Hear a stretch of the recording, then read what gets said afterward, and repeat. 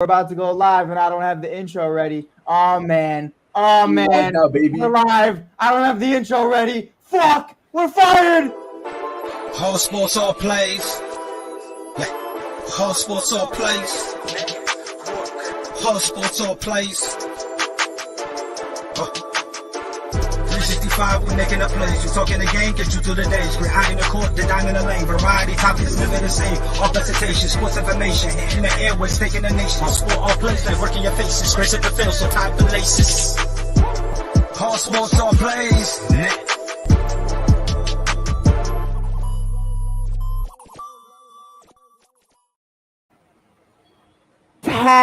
What's happening, baby boys? I'm sitting here with two of my favorite people. I have a third. His name is Randy Jowers, but he couldn't make it today. He had softball activities. Can't hate it. Can't hate it. The grind is real. He's doing his thing, and he has one of the best D1 athletes in the making in Lila Jowers. Super excited about Jeezy household.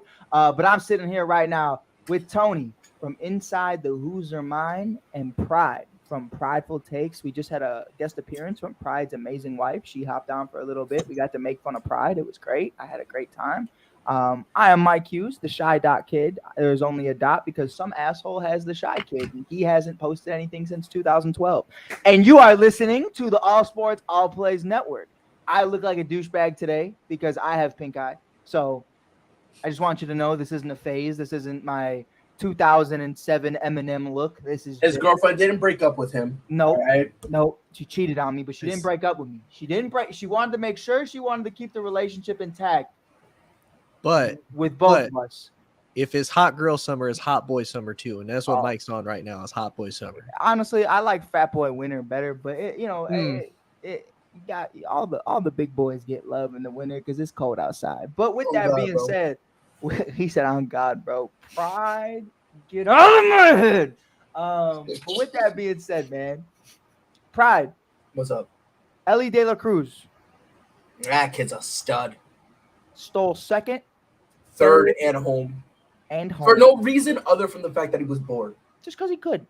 It's almost like I swear to God, like when he was at first, he had a conversation with his inner Kermit. And then it was like, you won't. And then, like, you know how usually you battle with your inner Kermit? He was like, you won't, I bet. Matter of fact, forget his inner Kermit. He pulled out his inner Mike. Because, like, you won't bet. And they he did it full send, not caring, not once, not twice, but 3 times, going, like, stealing second, third, and home. Kid's a legend. And what got me was after he did it, I would have assumed, this kid, he's on one. They had no one at third. And when he noticed that, he was like, okay. Like, he didn't even have to slide. It was a stand-up. Right. He did slide in the home very aggressively, and I felt like he didn't even need to. I felt like he could have just rode right through. Tony, did you see the clip, Tony? I did not, no. Oh, man. What are you doing, Tony? Like, honestly, I don't follow baseball, my guy. That's just a thing that doesn't happen, though. You know what I mean? Like, what are you doing? This is Tone. What are you fucking doing? Honestly, bro. If a dog does a backflip tomorrow on a unicycle, even if you don't like dogs, are you gonna watch it? Zach, you're not gonna say, "Oh, I'm not a dog breeder. I don't know what happened." No. Holy shit, man! What are we doing here, bro? What are we doing, man? But no, man. I want to say this first and foremost. That is something I haven't seen in person in my entire life. The only time I've ever seen that in the major league level, the only time I've ever seen it is in high school. It was myself. But I'm sorry, Taft High School is full of bums. But yeah, with that being said, let me not act like Jack Sawinski didn't go to Taft. He's currently on the Pittsburgh Pirates, and I'm sitting here on a Saturday night in my basement. But hey, I digress. The infield is trash. How about that, Pride? Is that better? The infield is trash. The infield is trash. That's tolerable. I have somebody in the comments right now saying, "Why is Mike wearing sunglasses?" I have pink eye, so please trust that I am not a douchebag. I am, but not for those reasons. And breaking that down, getting things a little bit more into Tony's world. I want to talk about some football, man. Actually, before we do football, can I ask you a question? Brother Bear, you can ask me whatever you want. I just want to make sure I ask this question before anything, because why does anyone still give a flying fuck about John Wall? Like, have we not like given up that whole John Wall foolishness yet, or no? The Reds. I'm just asking for a friend at this point, bro. Tony, you wanna take that one? I'm just Oh. asking, bro. Because if you haven't noticed, Pride, with people into sports, and especially with like the fact that he made a name for himself at one point, people are not going to let it go. They Yep. just won't. They will never let it go. Right. It's Like kind you- of like D Rose. Like everybody was talking about where D Rose is going in free agency, but at the end of the day, what team does it really impact? You know what I mean? Like it doesn't. Yeah, because supposedly I just saw something, right? I'm in like in a few Celtics groups, right? And they just put this thing where like John Wall, who was it? Someone tweeted that John Wall is basically working out for multiple teams or whatever. And then someone grabbed it, put it in the Celtics group, and it was like, here it is, the big signing. And I'm like, yeah, okay, cool.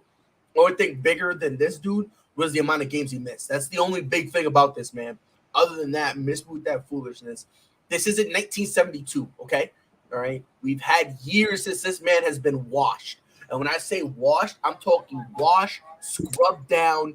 He's been disinfected, and he's sterile enough to enter a medical facility. Yep.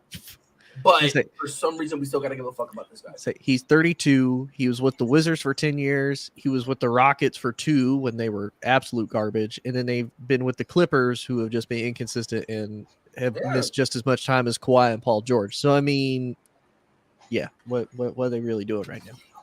Most definitely. I think it's a weird conversation. Like it reminds me so much of Colin Kaepernick when he held private workouts with teams. Like, no, dude, if somebody wants you, they're going to hold a workout for you. You're not the one that's, hey, guys, can you all meet me on this random court in 2 days and please come out and watch me play basketball by myself? Right. Like, what are we talking about? And did you know even at 35, he still thinks he can be a full-time starter and still be like I in the think NFL? Be a starter. I just think, like, what are you getting? You know what I mean? Like, we're not talking about a championship team. We're talking about, like, we're trying to lose games. Like, we can do that. There's no problem with that. I can see him still averaging 15 a game. I say, but you don't even need him to lose the games, though. You can go sign a rookie off the street and lose games. Right. But I mean, for me, and this has just been my thing on the whole Colin Kaepernick thing, bro. Like, I don't think he's a bum. Right. But at the same time, for me, where he's at right now, he's probably just a guy that you only play if you have nobody else. Right. If you don't, if you just want a cheap veteran that'll kind of give your team some kind of veteran thing where he's not a bad dude, his leadership is solid, all that stuff. So it's like that. And if you don't have anybody, and you know you're going to lose, and you're just waiting for that franchise guy. That's what he really is. Whether or not he thinks that of himself, I think that's a whole nother conversation.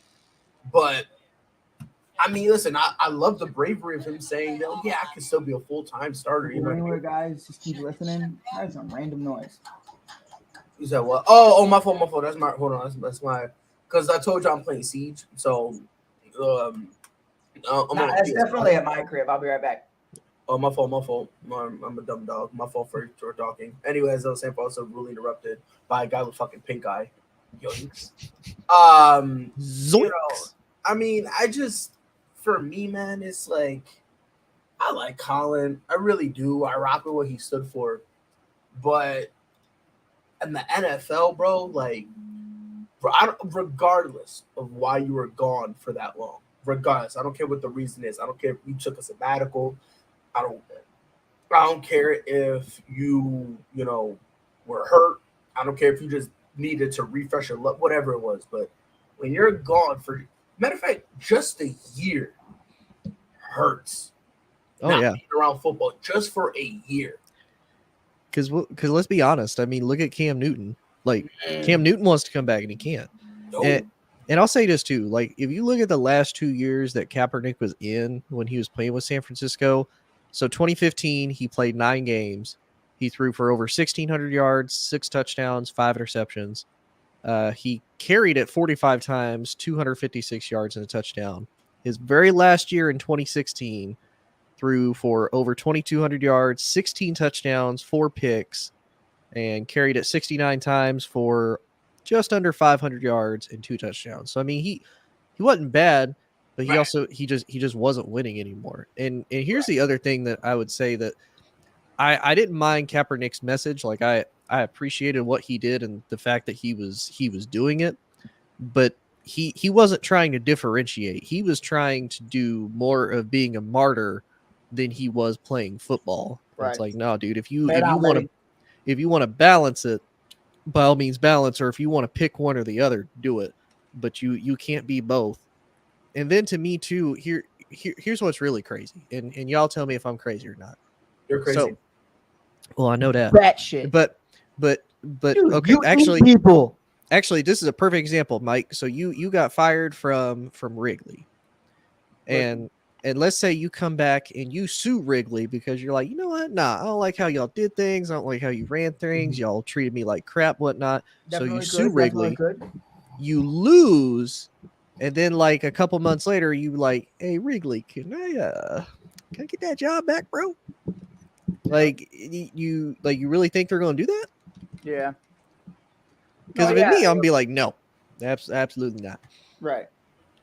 No, yeah, I definitely understand that. I think that's something that when you look at it for what it is, understanding that was kind of just his last resort. But I think Colin is also, man, pride.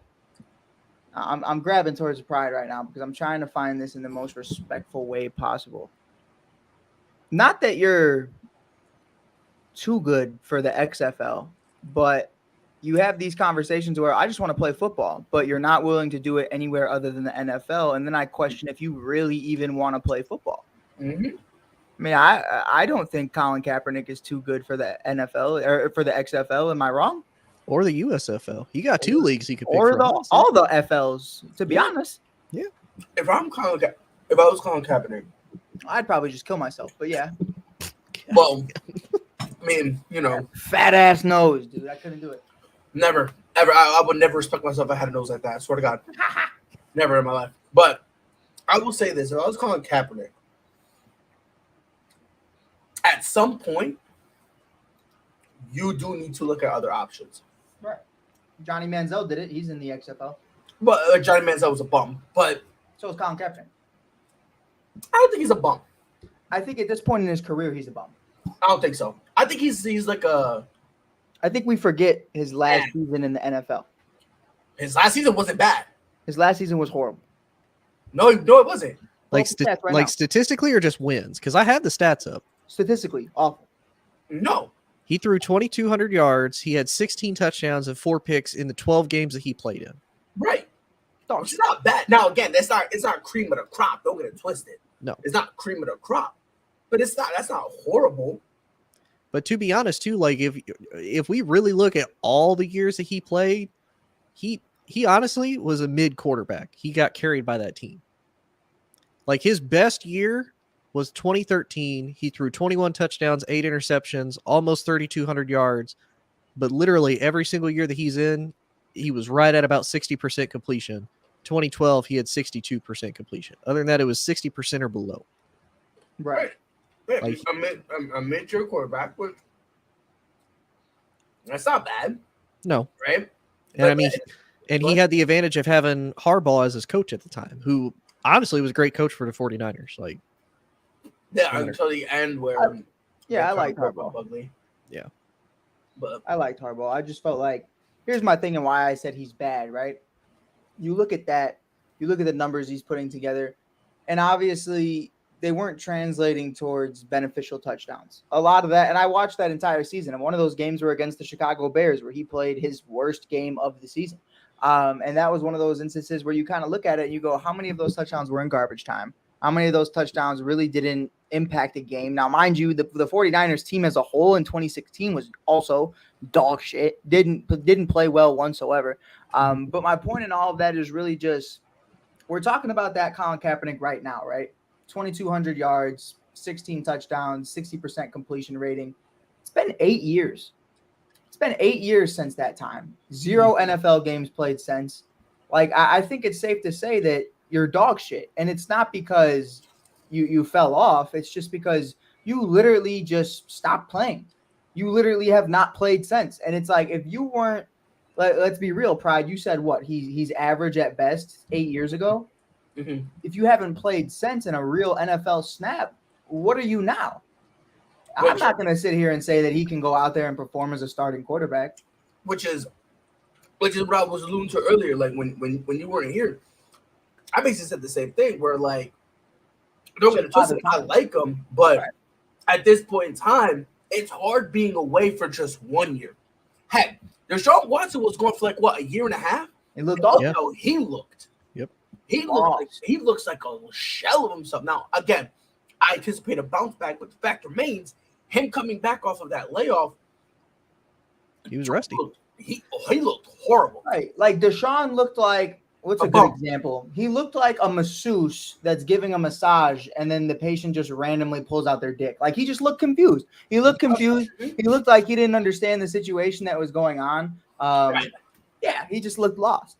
Yeah, and it's crazy because now he was on the other side of that token, which is crazy. Oh man. Karma's a Right. bitch, huh? Now Yeah. pass rushers were stroking his shit the entire time. Exactly right. And but hey, he had to enjoy it because if not, he would look very hypocritical. But but that's kind of what I was alluding to earlier. Like, if I was Colin Kaepernick, I would have went to the XFL. I would have went to the USF. I would have went somewhere because, look, I could look nice in a workout. I can't because it's very minimal. Once you're in a game, all that stuff goes out the window. Why do you think some guys don't really practice like that? Well, and you got to build yourself back up too. Like you like you said, you haven't played for the last 7-8 years. You got to show, okay, hey, I can still read a defense. Hey, I'm still Right. at that elite level. That if a team gives me a chance, I can come in and I can either be a fill-in, I can be a bridge starter for like a year or two until you guys tank for Caleb Williams currently and go get your franchise quarterback. Yep. And that's the thing too. Like he's saying that, and also you also got to look at the field.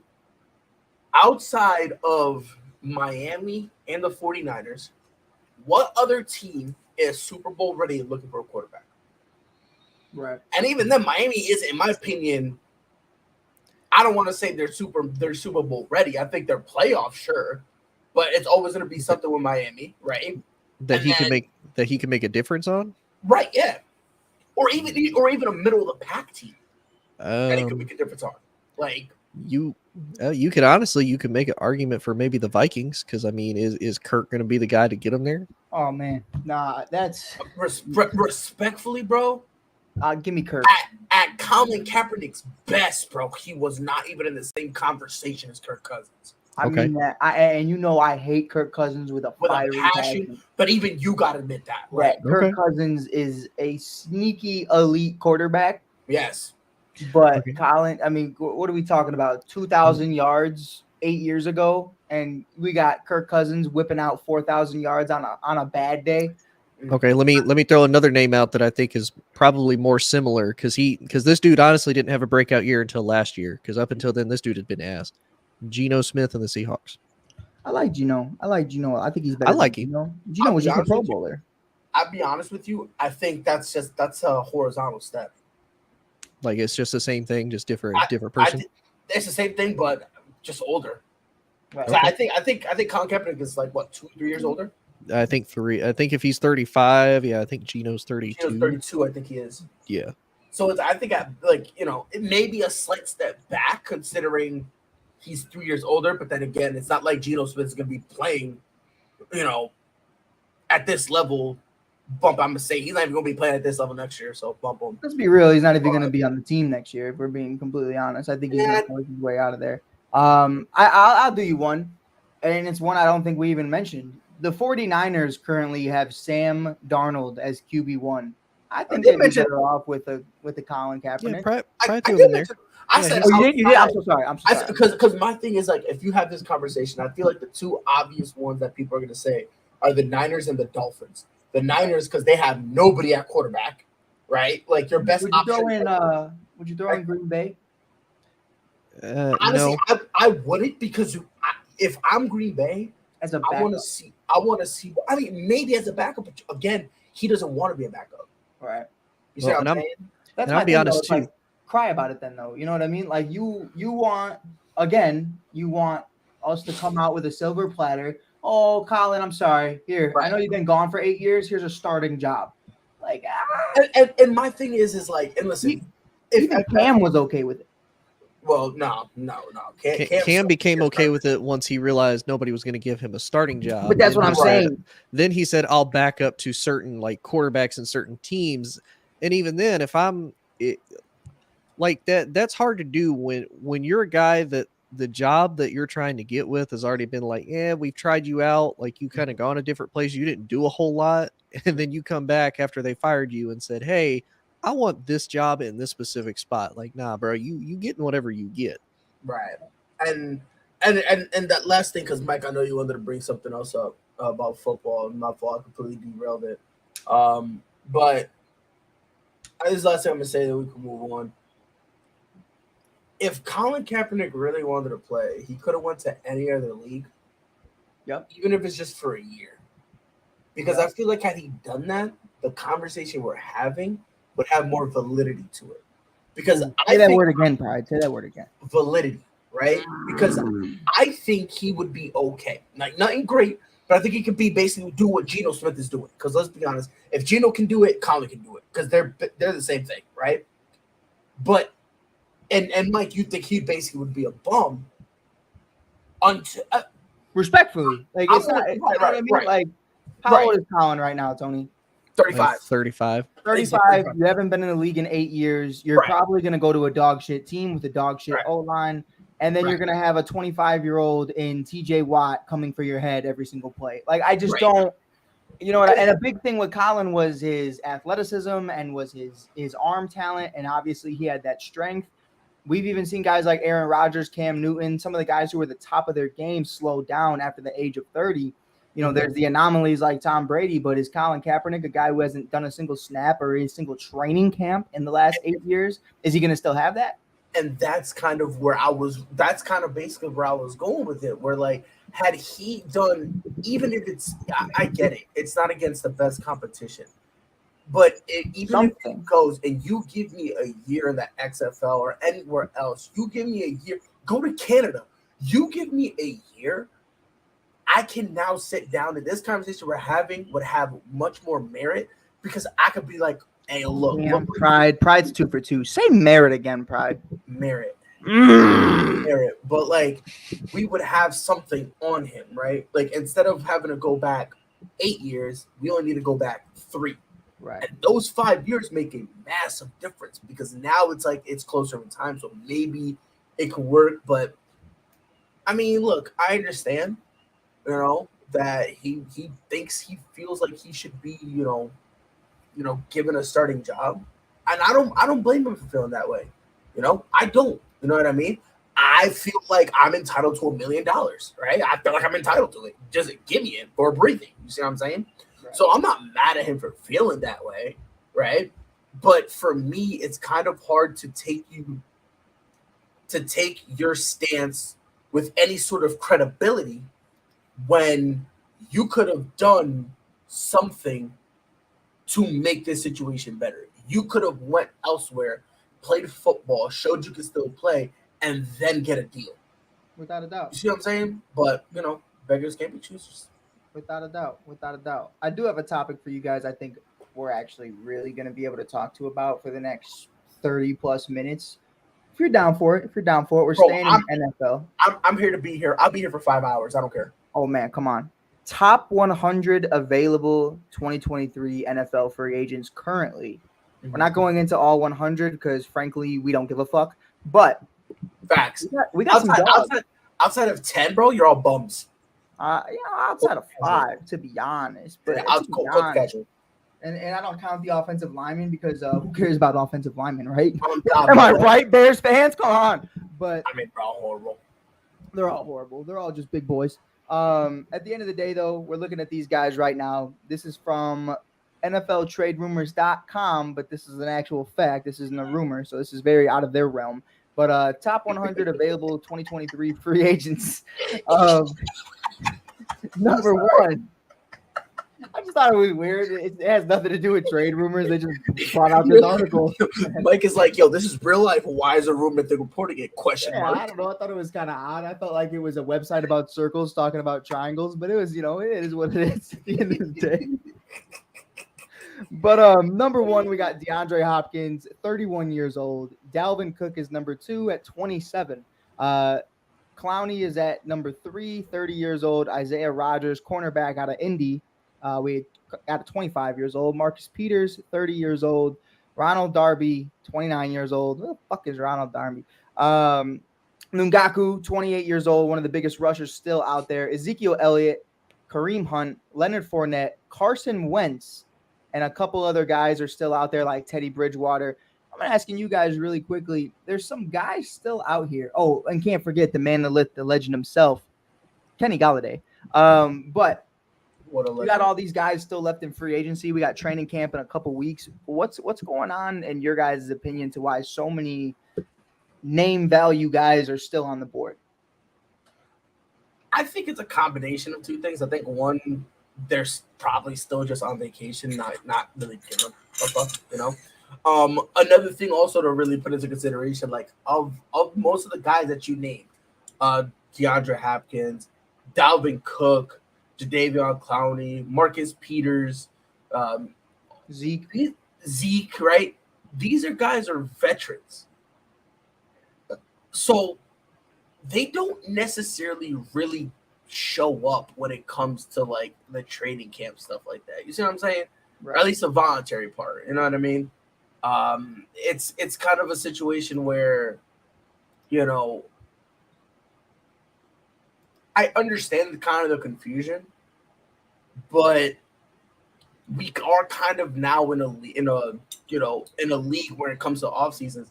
They decide whether or not they want to sign fast or slow. Pause. Right. So, like one name I'm gonna throw out there, D-Hop. Right.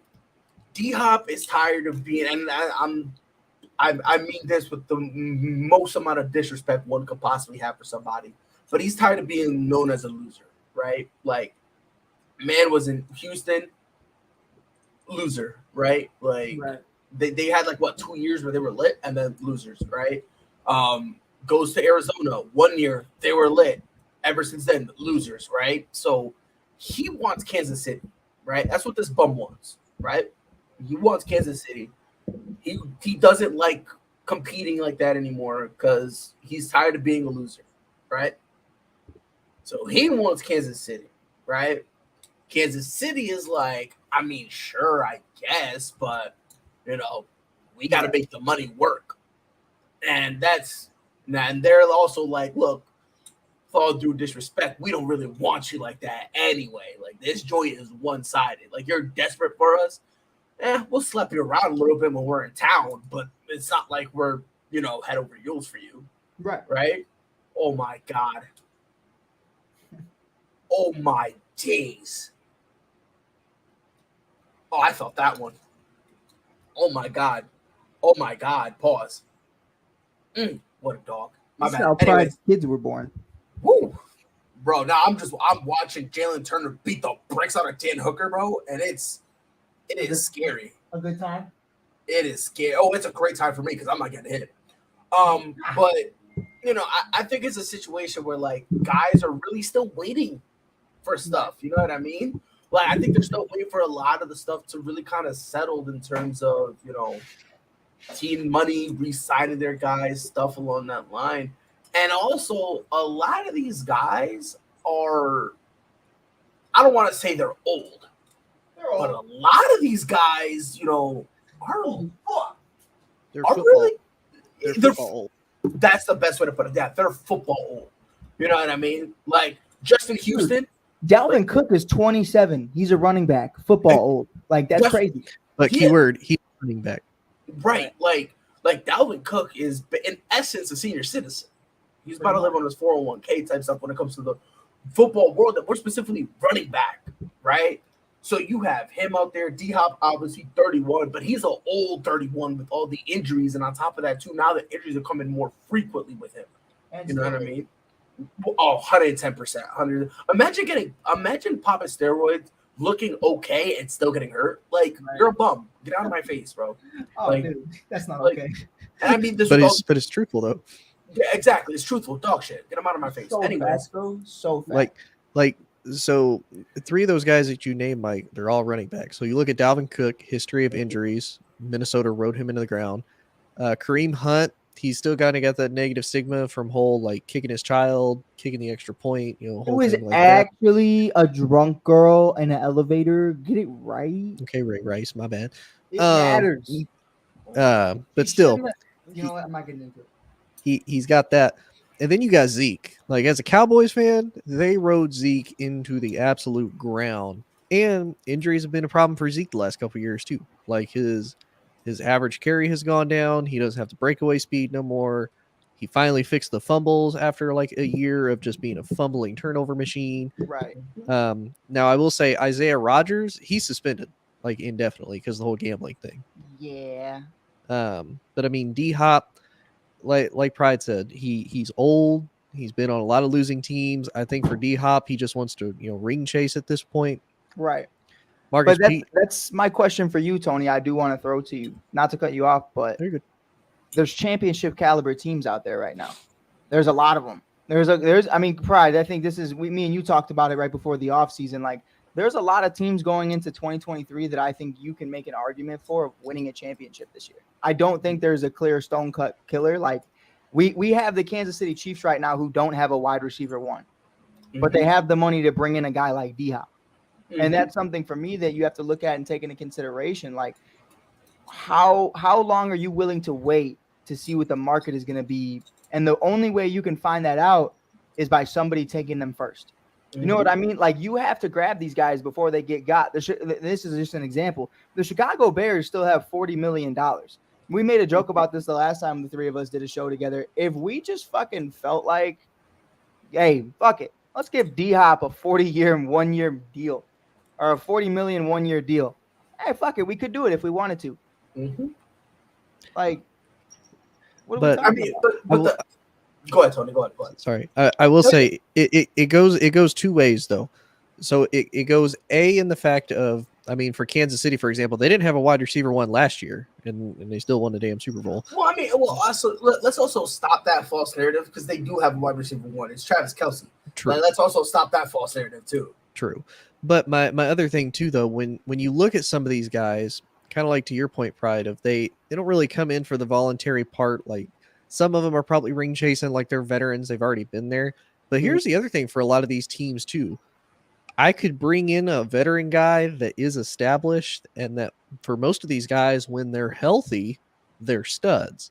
However, I don't know if they're going to be healthy and they're going to available. And what's this going to do? This is either going to force me to cut a younger guy off my roster that could potentially have playing time, that is cheaper, maybe potentially could be that next player. Like, it could potentially be the next Marcus Peters. They could potentially be the next Dalvin Cook. But I won't know that if I'm playing the guys that I signed through that. So that's my thing. I mean, it makes sense. Like, if you truly have a need at that position, which there's a lot of teams that are, but what's that say about what these teams are seeing from film, from probably talking with the agents, talking with the person of, Right. We need this, but how much money are you wanting? How truly available and how truly good are you going to be in our system too? Right. But and that's real just quick, my Mike. thing. No, go ahead. That was I was good. Yeah, because for me specifically, like the D-Hop situation, it's the same way as I look at Damian Lillard. Like, it doesn't matter how good you are. I know for a fact you're gonna miss a huge chunk of you're gonna miss a good amount of the season. Right. And it's like, I don't necessarily know if I personally want to risk that, especially if I'm gonna bring. Now, if I already have a core already set, Right. and I'm just bringing you in just so that You way to understand your point, Pride. Like, this is me trying to understand it. I think, like, you would look at it as a situation to where, if D-Hop is going to the Chiefs, if this is what you're saying, let me know. That's a lot to ask, because you're really the only wide receiver there. Now, other than Travis Kelce, but if you go to the Bills, it's Stephon Diggs. Yes. You have Gabriel Davis. You have a bunch of guys over there that can kind of make some noise. You got Dawson Knox, their tight end. Dawson Knox. You have a bunch of guys over there. Josh Allen makes his own plays. Like that's a situation to where he would succeed. So because now you're not putting everything on him because we've seen it for years now. When you ask him to do a lot, one or two things happens. Either his body gives up or he mentally gives up and starts juicing. Right. And then his body gives out. It's still the same destination. Just instead of taking a left on West Street, we're taking a right on Ballsack Avenue. It's like regardless, you're still getting to the same spot. So it's kind of like a situation for me where like I like him, I really do. But the reality of the situation is I'm not gonna go and ask you to be my number one because if I ask you to be for my number one, I already know for a fact I'm losing you for a minimum of 4 games. Right. I know for a fact for a minimum of 4 games, I am not going to have you. Now that doesn't even count with him being mad brittle.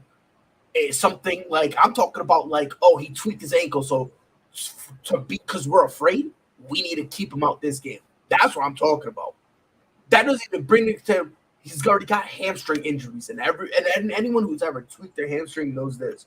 It's not a thing where after a week that thing goes away. That thing bothers you for months, type of thing. So now I got to worry about that. I'll worry about this man if he doesn't get what he wants, him being mad because obviously he wants Kansas City. But if he can't get Kansas City, he's gonna be mad about that, right? Right. And then on top of that, I gotta wonder, like, does he still really have that dog in him? Because respectfully, bro, I haven't seen that dog in him in a while. Right.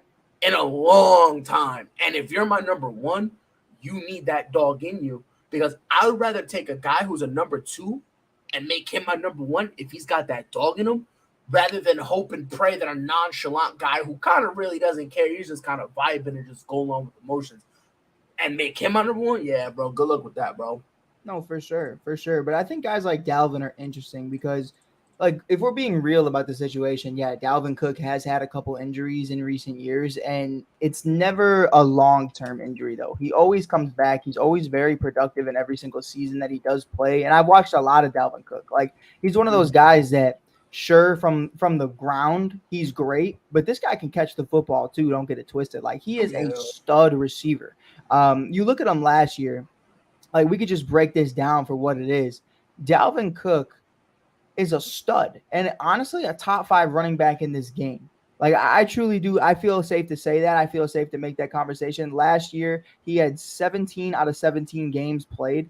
You're looking at over 1,000 yards. You're looking at over 8 touchdowns. I mean, he's doing his thing. And I think that's something right now that really just gets looked past, is that he has been relatively healthy. In 2021, he played 13 out of 16 games. In 2020, he played 14 out of 14. Obviously missing, those games. These are games started and also games played. But only missing 2-3 games in those stretches. Last year he played a complete season. So I actually do understand it from Dalvin Cook's perspective, to where it's like, this isn't Ezekiel Elliott we're talking about, to where you just have been dog shit. Like, this guy has had over 1,100 yards for the last 4 years straight. Like, he's been a dog. Being completely real.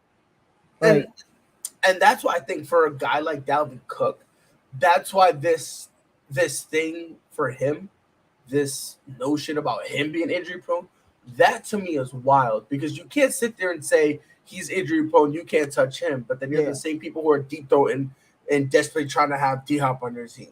You see what I'm saying? I'll take D-Hop on the Chicago Bears right now, or not D-Hop, sorry. I'll take Dalvin Cook on the Chicago Bears right now at ease. I don't care. 100%, because like you said, and another thing to also keep into consideration, I think it was because you said a couple years ago he missed three games. I think it was. I think 1 year when he missed one. Yeah, he had missed one game because it was the last game of the season. Their seeding didn't matter, so they rested everybody. So there's one game in there. So I think it's the year that he missed 3 games.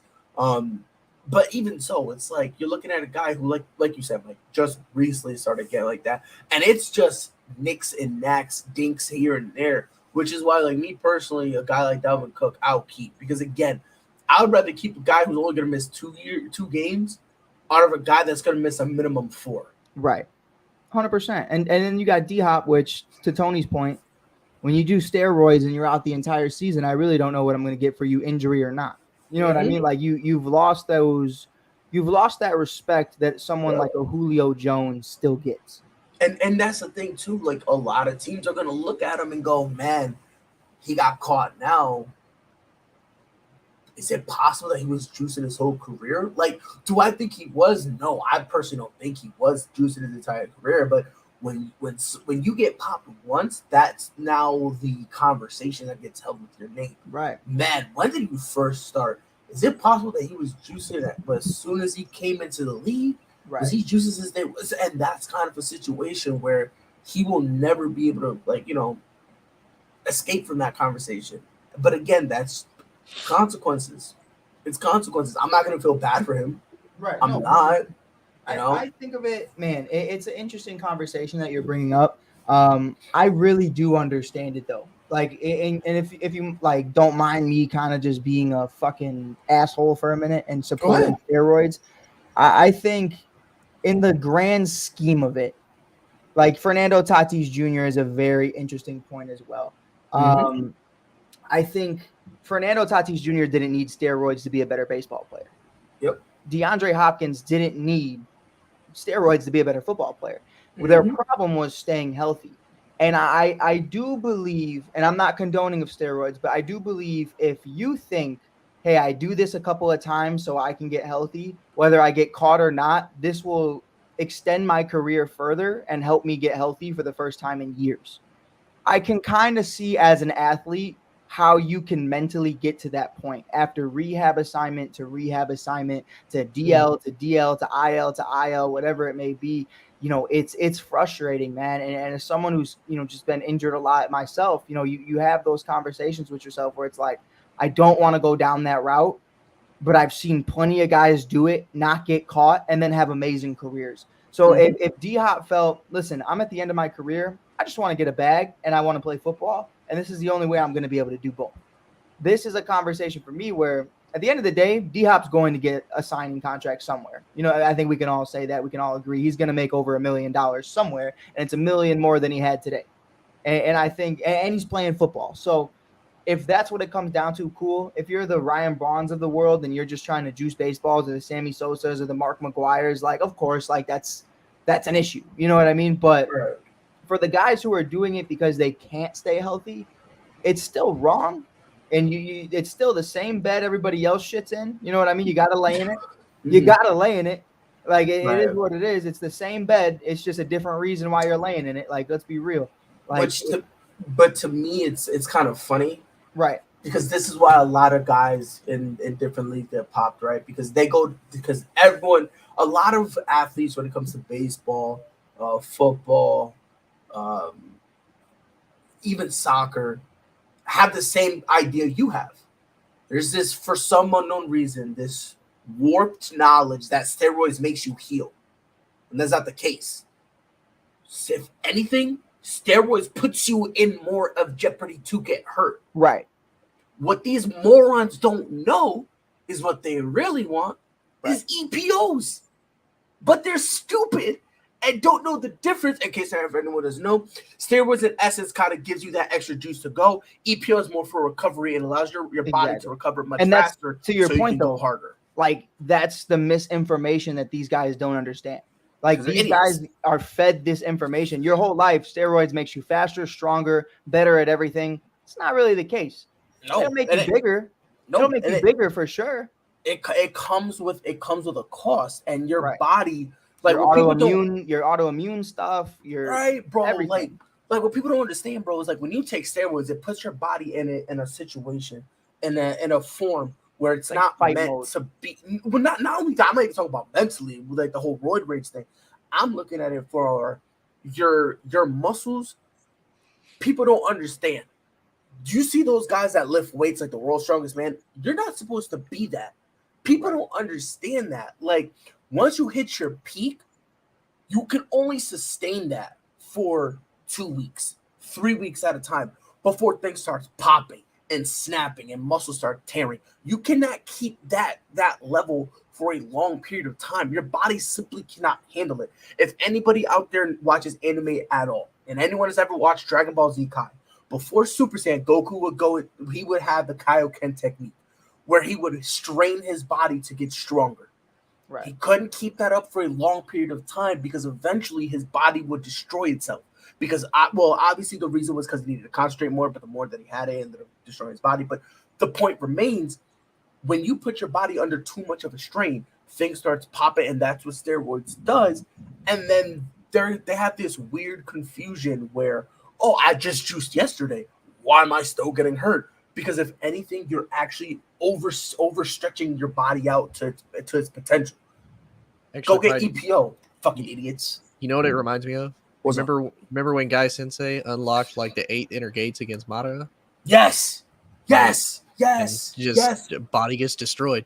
yes, and he goes bonkers, and now he's crippled. Yes, it's like that, like, and that's, again, like I said, to me, I just don't understand who told them if you need to heal up, just do steroids, because that's not what you're looking for. You're looking for EPOs, but even then, if you do EPOs, there's still that risk, because what people don't understand, EPOs, steroids, whatever you take, your body is your body. And if your body is fragile, your body is fragile.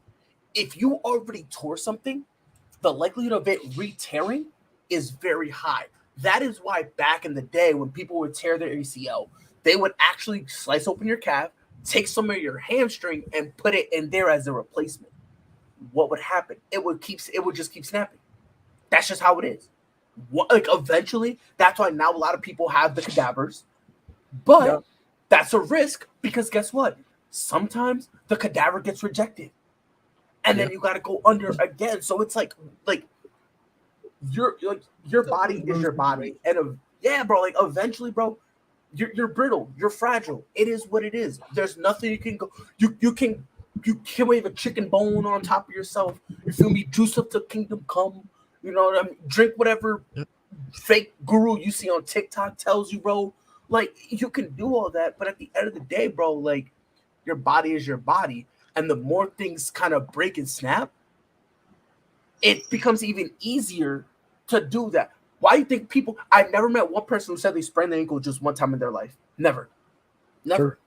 Never. Well, and you want to know what I think, too, to your point, Pride, that people do whenever they get steroids, because they start to feel better, they notice they get bigger, stronger, faster, whatnot, they have this false sense of, oh, I can still do it.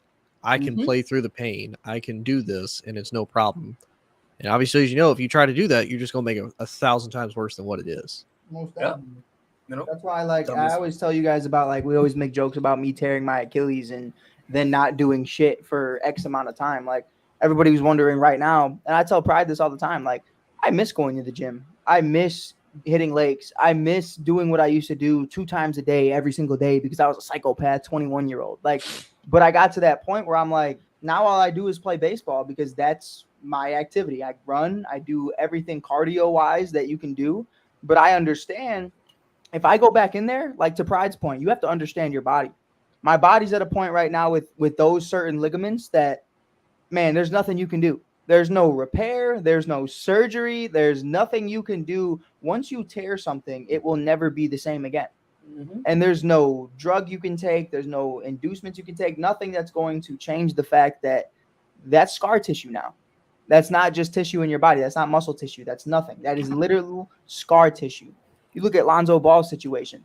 There is nothing you can do about Lonzo Ball having nerve damage. There's nothing you can do about Lonzo Ball losing that cartilage, losing those muscles, losing that part of you that won't grow back. I can offer him my ACL right now, and it's not happening. And it's just the reality of the situation. And I think a lot of these guys at this point, especially for D-Hop, it's like you feel so untouchable for so long, and you're one of the top athletes in the world, and you're recognized as one of the best to do it. And you don't want to see yourself go down that way. So you try to do whatever you can. And I think that's how things like that happen. Or you're like the guys like Fernando, and it's like, I got to try something. You know what I mean? Don't feed me the bullshit of, oh, I had a ringworm. Just be real, bro. Hey, I haven't been healthy in a few years. I just want to stay in this game. And I would respect you more if you said it like that. But you need to also respect yourself and understand, Pride, how's Sammy Sosa look right now?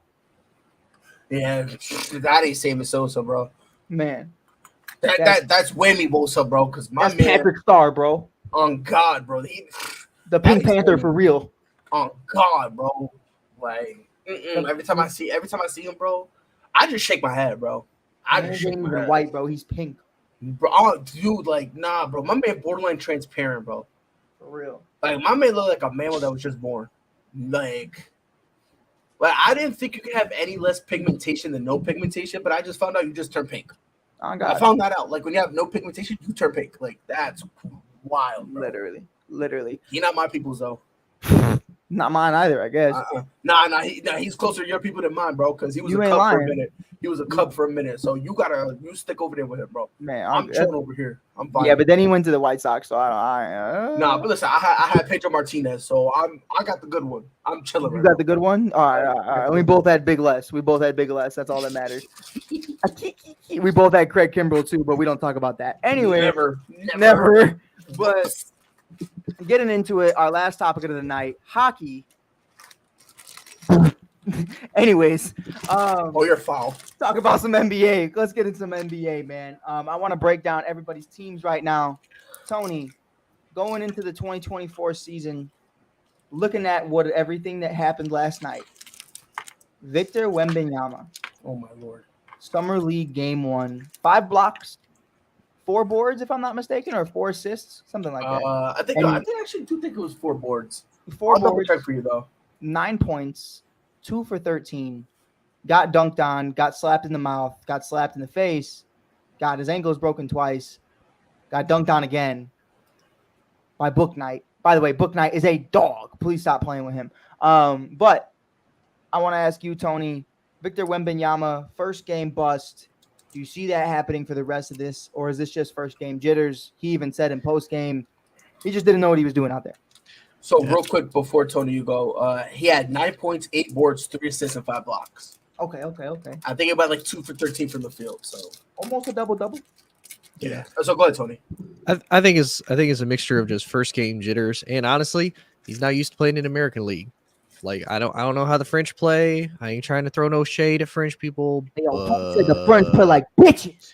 They say, but they like obviously when he came in, he's like, whoa, these dudes probably play way more. Because I saw the hit and he like grabbed up to his neck. I'm like, what are you doing, bro? You didn't take no neck shot. Like, And mind you, this isn't even them yet. This is Right. like the sons of the real guys. Like this is the summer league, bro. Yeah, this is Wait this is till like you see preseason. Giannis. Yeah, this is preseason.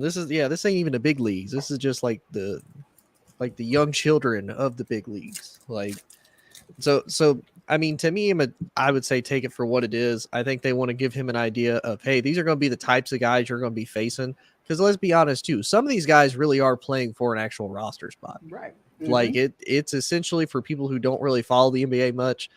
So the summer league is basically preseason for the NBA. Like if you're playing in the summer league, it's either to kind of get acclimated with some of the guys, kind of keep loose, kind of make sure you know what you're doing. For Victor Wembanyama at the moment, it's so that you can get acclimated to NBA American basketball. Like you're gonna have to put on some weight, you're gonna have to put on your big boy pants, or you're gonna get bullied. Like that's just what's gonna happen, and you're gonna have to learn to deal with it. So for him, yeah, I mean he might have another couple rough games if they even let him play that much, if they want to risk that. But I'll be honest, I mean, and plus let's be real too, unless he's dropping like 40, 50 points in the summer league, it don't really matter. Like it ain't that. And even if he does drop 40, 50 points, we're gonna be like, but it's against guys that's like. And does it even matter is the conversation. You know what I mean? Yeah. Like, it's just summer league. Yeah, it matters and it doesn't. Because it is some type of playing time and it gives him something to base off of, but it doesn't really matter. Right. Pride, before you give your take on this, I want to spin in a different direction. 75 years. 75 years Greg Popovich has been on this planet. Jesus Christ. He just got signed to a 5-year extension till he's 80 years old, worth $80 million. Is Greg Popovich eternal? Is he just going to be here forever? Immortal, I guess you could say is the word. Yeah. Like. Will he ever retire? Yeah. I mean, he's got to die eventually, right? Nah, bro, he's immortal. He living forever. Yeah, bro. Forever. What's it, man? From the Sandlot. Shout out to him, bro. But I mean, good for him. If you 75 years old, you can still get the bag. Good for you, good sir. I'm not even trying to throw shade, but Pride is definitely eating something right now. I can 100%. I asked Pride a question where he could just go in on Greg Popovich. No, And well, all I love hear Pop, is a though. rapper. I love Pop. That's my man right there. Like, Oh man. but 5 years, bro. Bless his heart. I think that's literally, and this is where I wanted to ask you with it, is like that's pretty much the first rookie year deal set for Victor Wembanyama is going to be 5 years because obviously they get that 5th year option.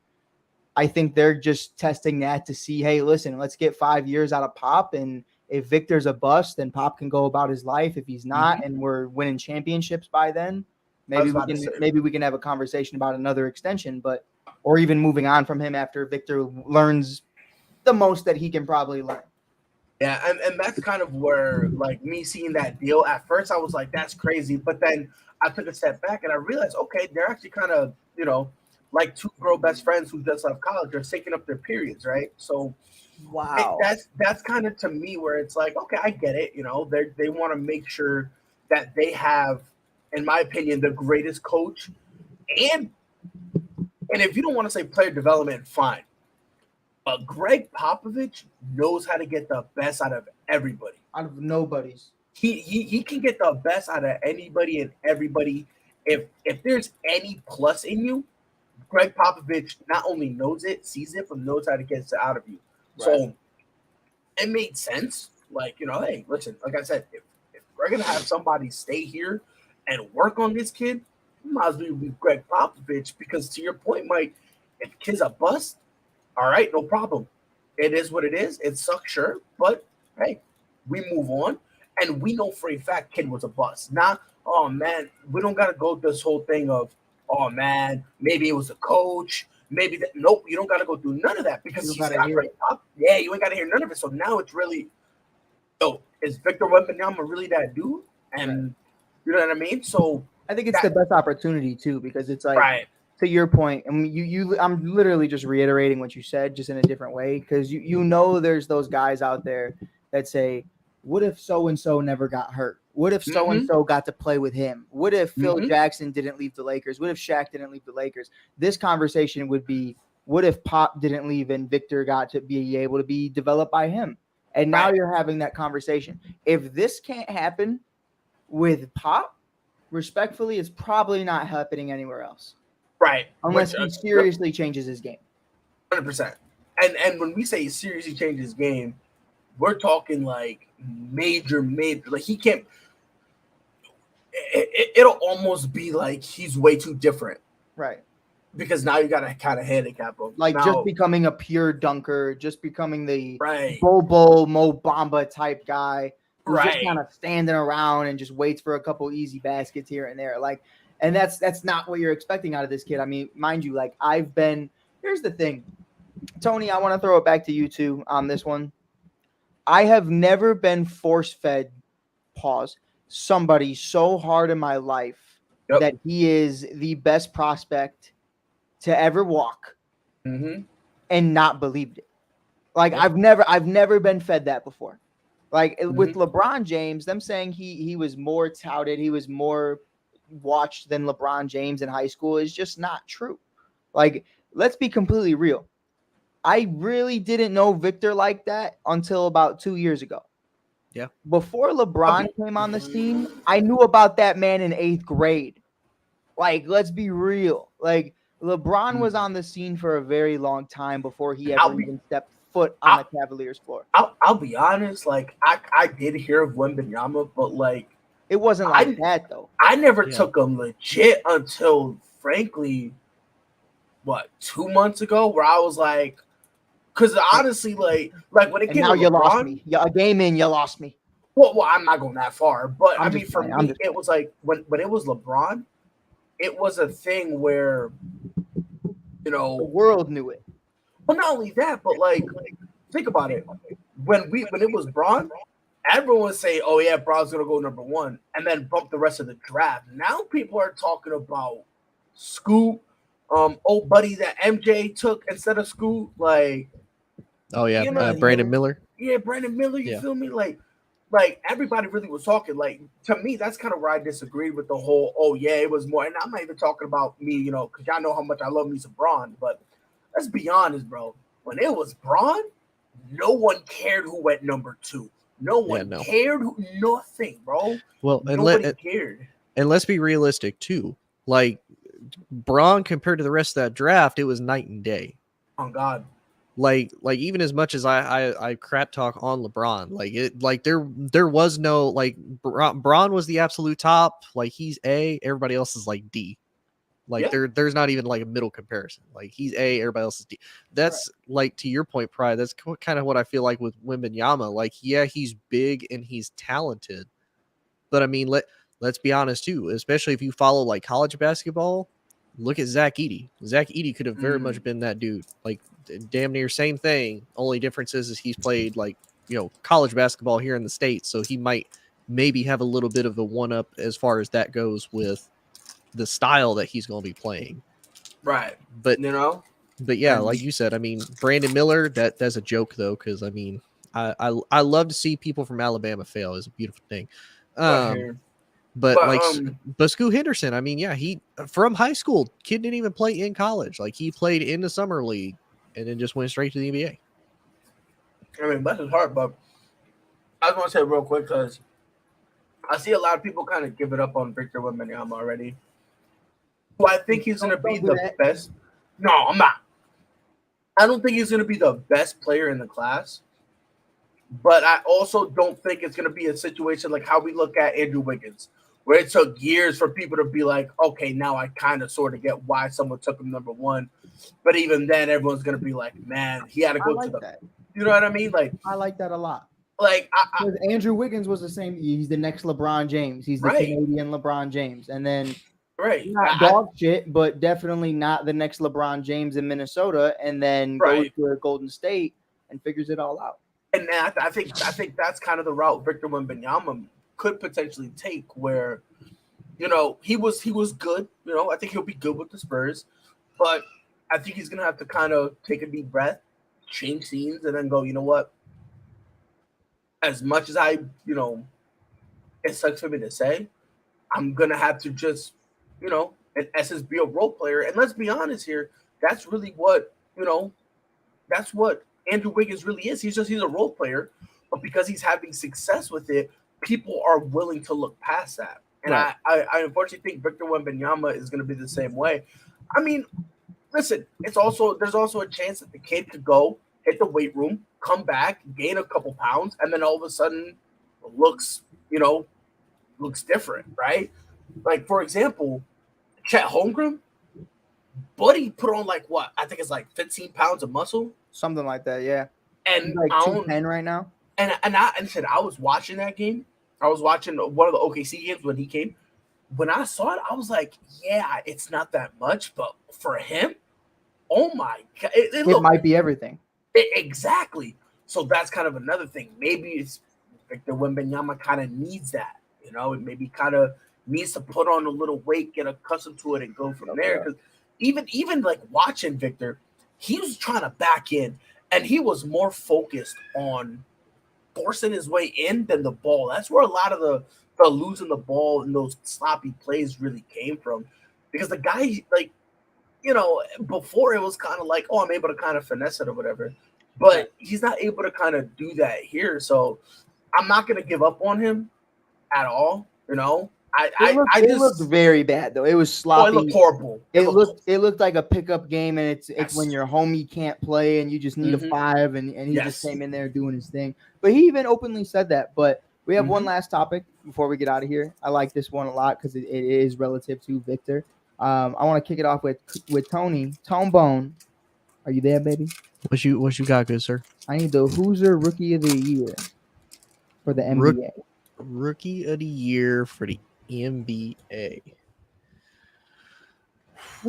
Wait, I'll change the name. Way too early Rookie of the Year. Way too early Rookie of the Year.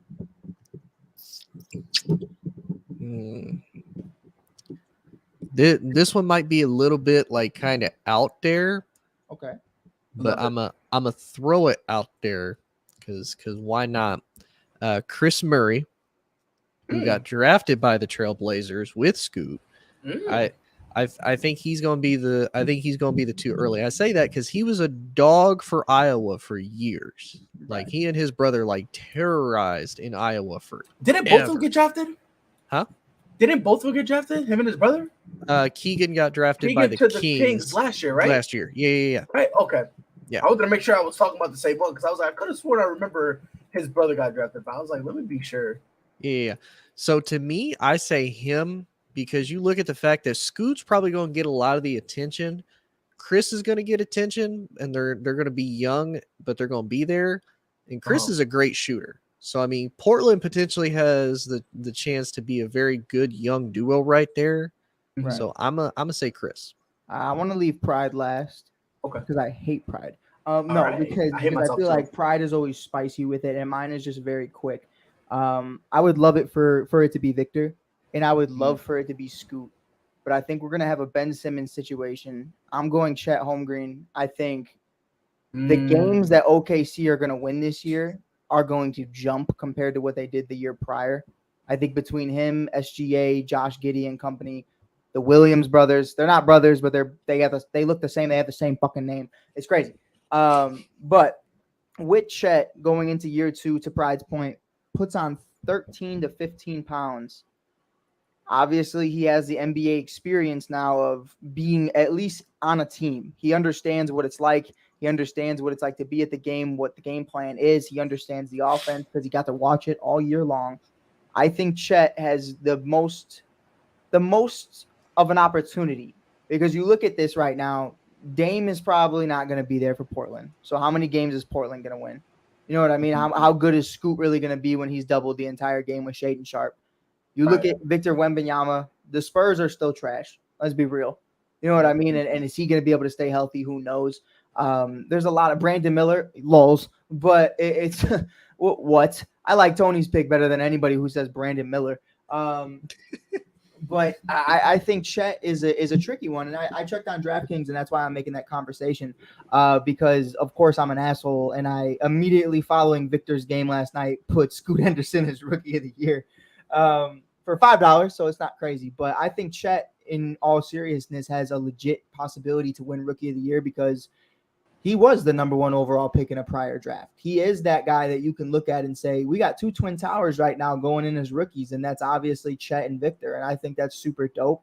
I'd love to see those two play against each other. Whose ankle is going to break first? Pride, if you have an opinion on that, I'd love to hear it. Tragic, but it's D-Rose is the answer.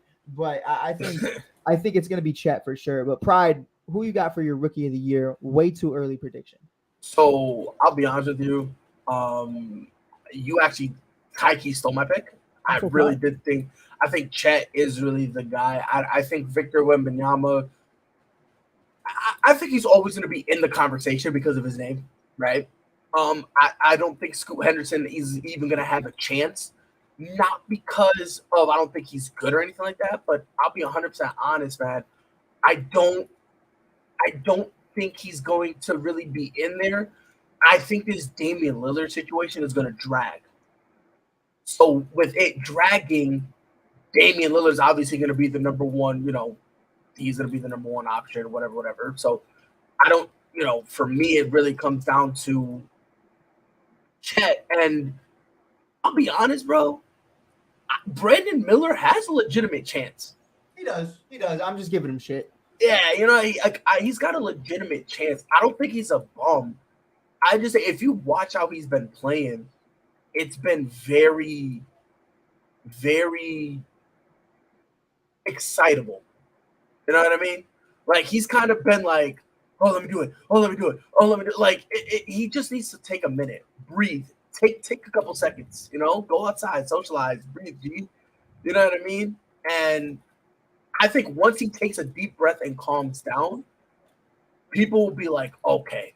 All right, you know what I mean? Like they'll kind of look at him a little different because obviously right now, I mean, bro's tragic. So you feel me? Like, right, it's bad. Yeah. Right now, it's tragic. But at the same time, I'm not gonna go buck wild. I'm not gonna. Especially, it's the ongoing joke of Michael Jordan can't draft correctly, and I think if let's say the Hornets picked 3rd, right, and Scoot went second to Portland, I don't think anybody would have a problem with Brandon Miller going third. Right. It's just Right. the fact that you went over Scoot and Michael Jordan was the one who picked it, and it's just And like I think, and that's why I think right now he's kind of taking two, he's getting, too much shit. because again, everyone wanted him over, people had Scoot over him, and it's MJ drafted him, so it's kind of a situation where if Brandon Miller's not having an MVP year, bump that Hall of Fame year, right? Like if he's not coming out looking godly, The real next MJ. right? Like people are gonna end up giving him flack and doing the whole, oh well,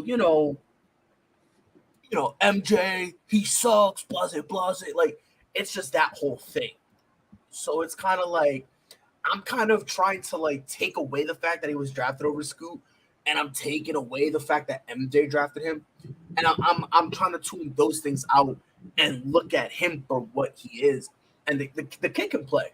But Right. Kid's a hooper. He's just a little too excitable right now. If he just takes a deep breath, relax, goes, all right, I'm a hoop, and it is what it is.